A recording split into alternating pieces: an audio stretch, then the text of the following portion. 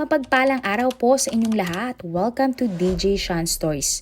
Turn on your notification bell, like and subscribe para sa crime stories araw-araw. Sa panahon ngayon, maraming content creator na ang mga sumisikat. Iba-iba ang kanilang mga pinupost sa social media at marami ang natutuwa na sila ay mapanood. Sa istorya natin ngayon, tunghayan natin ang kwento ng isang sikat na TikToker sa Thailand at kung ano ang kanyang kinahantungan. Sa totoo lang po, ito yata ang isa sa mga content ko na kinalabutan ako. Sa totoo lang po, ito ang isa sa aking mga content na kinalabutan ako habang binabasa at ginagawa ang istoryang ito. Tara at tunghayan natin ang kwento ni Tessa mula Myanmar. Ang babaeng biktima ay kinilalang si Tuzar Ayung, 30 years old o tawaging nating Tessa. Pero siya ay nagpunta sa Thailand at doon piniling magtrabaho. Mag-isa lang nakatira si Tessa sa inuupahan niyang bahay. Bukod sa pagtatrabaho sa isang coffee shop, nagtatrabaho din si Tessa bilang tindera sa palengke. Naging tindera din si Tessa ng mga appliances. Siya ay isang sikat na content creator sa TikTok at meron nga siyang 30,000 followers. Nagtitinda din si Tessa ng iba't ibang skincare products. Madalas i-post ni Tessa ang araw-araw niyang buhay. May paboritong pink na motor si Tessa. At pinupost din niya sa TikTok ang motor niya sa tuwing siya ay magro-road trip. Maraming mga kaibigan si Tessa. Kaya nang hindi nila nakita ang dalaga ng March 4, 2024, agad silang nag-alala. Bandang alas 5 ng hapon ng March 3, nang huling nakita ng kanyang mga katrabaho si Tessa. Pero nang sumunod na araw, hindi na pumasok ang dalaga sa kanyang trabaho. Wala ding bagong post sa TikTok si Tessa, kaya mas lalong nagtaka ang mga tao kung nasaan na siya. Ang pink na motor naman ni Tessa ay nakapark sa tapat ng bahay ng kanyang kamag-anak ng March 4. Pero ni isa sa kanila ay hindi na nakita pa si Tessa ng sumunod na araw. Agad na nagsumbong sa mga pulis ang mga kamag-anak at kaibigan ni Tessa tungkol sa kanyang pagkawala.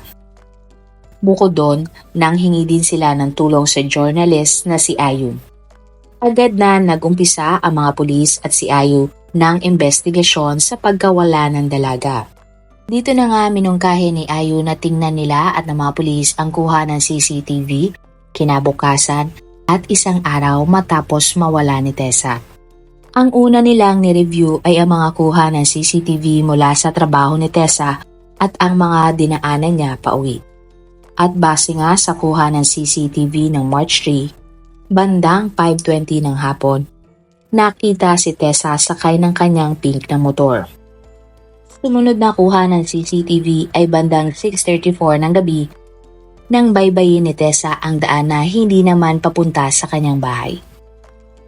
Nagtaka ang mga kaibigan at kamag-anak ni Tessa kung saan siya pupunta. March 4, bandang 10:46 ng umaga, nakita sa CCTV na may nag-drive ng motor ni Tessa at iniwan ito sa tapat ng bahay ng kanyang kamag-anak. Pero nang tingnan ng mga kamag-anak ni Tessa ang driver, hindi daw iyon si Tessa. Ayon sa kanila, masyadong payat ang driver at ayon sa mga galaw nito, siya ay isang lalaki. Pagkatapos ipark ng driver ang motor, sumakay naman siya sa isa pang motor. Rinak ni Ayu at ng mga pulis kung saan nagpunta ang nasabing driver. Doon nila nakumpirma na lalaki nga ang nag-drive ng motor ni Tessa. Nagpunta ang lalaki sa isang bus station at sumakay ng bus papuntang probinsya. Pinagtanong ng mga pulis sa mga nakakakilala kay Tessa kung sino ang lalaki at kung may kakilala ba silang pwedeng may pakana ng pagkawala ni Tessa. Ayon sa mga kaibigan ng dalaga, simple at mabait daw si Tessa. Lahat naman daw ay kasundo nito kaya wala silang maisip na taong may galit sa dalaga. Pero isa sa mga katrabaho ni Tessa ang nagsabi na may isang tao siyang naiisip. Ang ex-boyfriend ni Tessa na kamakailan lamang ay kanyang hiniwalayan. Ang itsura ng ex-boyfriend ni Tessa ay hawig sa lalaki na nakita sa bus station. Ang lalaki ay kinilalang si Petchaya Bunyatisak o tawagin nating Patrick, 27 years old. Ayon sa mga nakakakilala kay Tessa, naging malapit na magkaibigan sina Tessa at Patrick. Hindi nagtagal, nagsimula nga ang relasyon ng dalawa. Subalit na puno ito ng away na siyang dahilan ng hiwalayan ni Tessa at Patrick. Dagdag pa ng kaibigan ni Tessa, ang alam nila, pinautang umano ni Tessa si Patrick ng malaking halaga bago sila maghiwalay. At kahit hiwalay na ang dalawa, hindi daw nabayaran ni Patrick ang kanyang utang sa dalaga. Agad namang pinuntahan at nakausap ni Ayu ang nanay ni Patrick sa kanilang bahay na si Marisa. Alam umano ni Marisa ang naging relasyon ng kanyang anak at ni Tessa. Ayon sa ginang, nag-text sa kanya si Patrick at sinabing may trabaho siya sa malayong lugar. Akala tuloy ni Marisa, nagdana na si Patrick at Tessa. Dagdag pa ng nanay ni Patrick, nakita niya ang pink na motor ni Tessa na nakapark sa tapat ng kanilang bahay.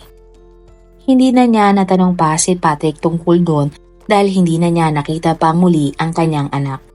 March 10, 2024, nang nanaginip si Ayu tungkol sa kaso ng pagkawala ni Tessa. Sa panaginip ni Ayu, nakita niya si Tessa at Patrick na nag-aaway. Pagkatapos ay nagising na nga lang umano si Ayu nang makita niya ang mga templo sa kanyang panaginip. Ayon kay Ayu, tila bangungot ang kanyang naranasan. Pawis na pawis siya pagkatapos niyang magising. Dahil dito, binalikan ni Ayu ang bahay ni Patrick ng March 11, 2024. Pakiramdam kasi ni Ayu may ibig sabihin ang kanyang mga panaginip. Habang lumilibot si Tessa sa lugar, napansin niya ang isang abandonadong templo. Doon na pumasok sa isip ni Ayu na ganung templo ang nakita niya sa kanyang panaginip. Kasama ang kanyang cameraman, nilibot ni Ayu ang nasabing lugar. Nang marating nila ang templo, hinilabutan si Ayu at nagtaasan ang kanyang mga balahibo. Pakiramdam ni Ayu, may kakaiba sa templo na iyon. May mabahong naaamoy din si Ayu habang papalapit sa templo.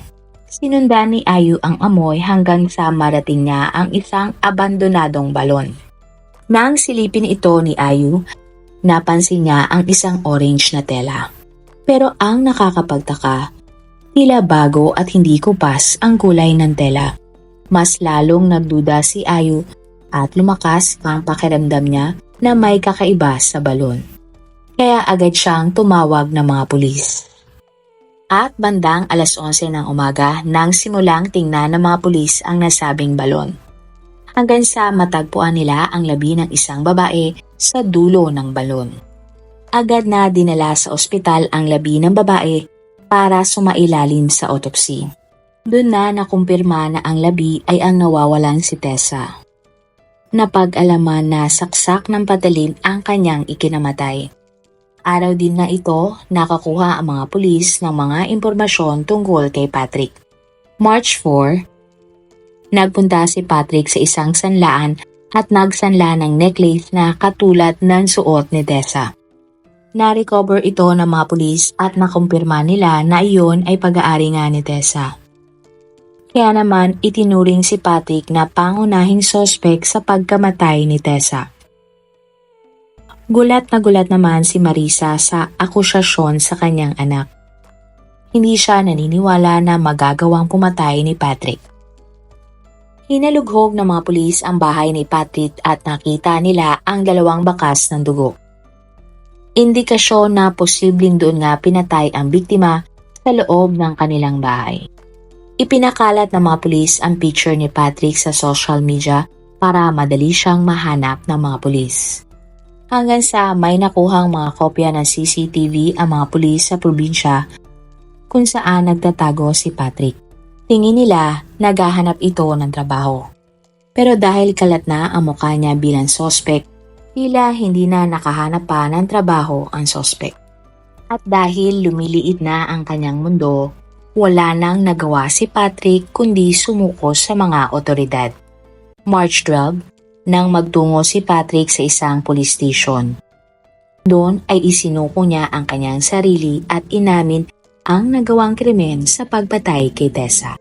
Ayon kay Patrick, nagawa niya ang krimen dahil sa selos.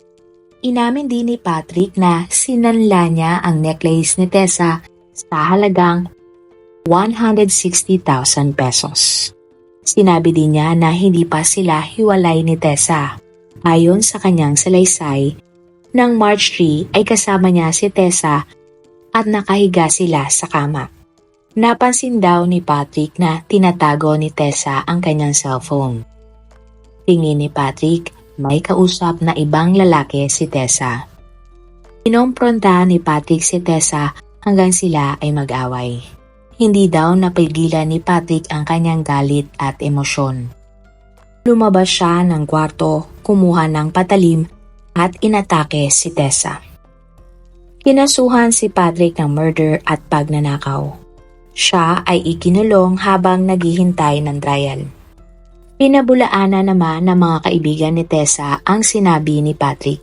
Ayon sa kanila, hinding-hindi magagawa ni Tessa ang binibintang ni Patrick. Naniniwala sila na gumagawa lang ng kwento si Patrick para sirain ang imahe ni Tessa. Dagdag pa ng mga kaibigan ng biktima, matagal na ngang hiwalay sina Tessa at Patrick. Baon kasi sa utang si Patrick at hindi pa nababayaran ang utang niya kay Tessa. Posibleng napagtanto ni Tessa na wala siyang magiging kinabukasan kay Patrick kaya siya ay nakipaghiwalay.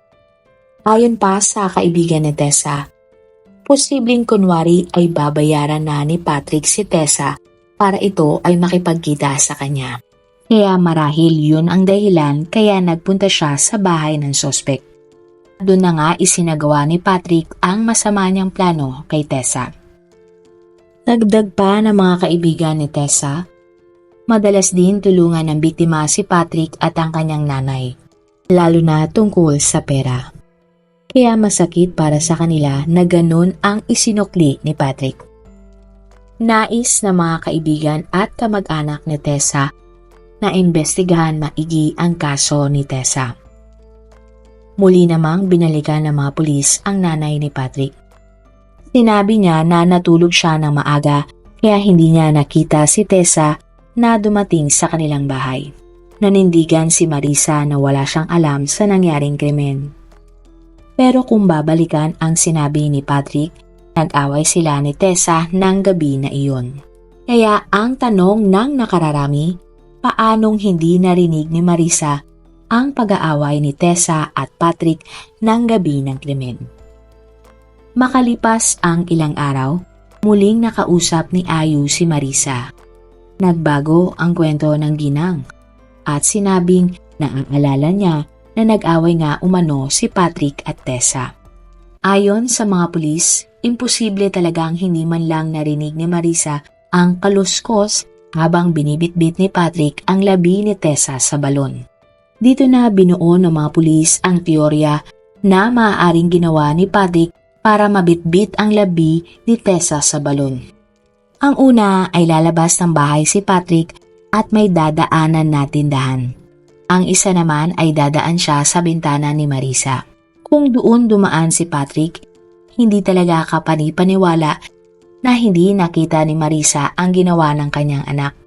Idiniin ng mga kaibigan ni Tessa na payat si Patrick. Hindi niya kakayanin mag-isa na dalhin ang labi ni Tessa sa balon. Kaya naniniwala sila na may katulong si Patrick sa ginawa niyang krimen. Sa ngayon, patuloy pa din ang investigasyon. At kung mapapatunayan si Patrick na guilty, maaari siyang hatulan ng kulong na 20 years, habang buhay na pagkakulong o hatol na bitay. Tingin nyo, ano kaya ang motibo ni Patrick sa krimen? May kinalaman kaya si Marisa sa ginawa ng kanyang anak? O wala? Ano kaya ang pwede nating i-title para sa ating kwento ngayon? Marami pong salamat sa inyong panonood. Meron ba kayong mga kwento na gusto nyong i-share sa ating mga manonood? O kung may personal po kayong kwento na gusto nyong i-feature sa ating channel, i-comment down below nyo lang ang inyong mga suggestions. Para naman po sa dagdag kalaman, i-subscribe nyo din po at i-follow ang ating iba pang YouTube channel katulad ng Tagalog Facts and Mysteries by DJ Sean at Manila Boy Wonder Philippines. Marami pong salamat sa pagsuporta nyo sa aming mga channel. God bless everyone!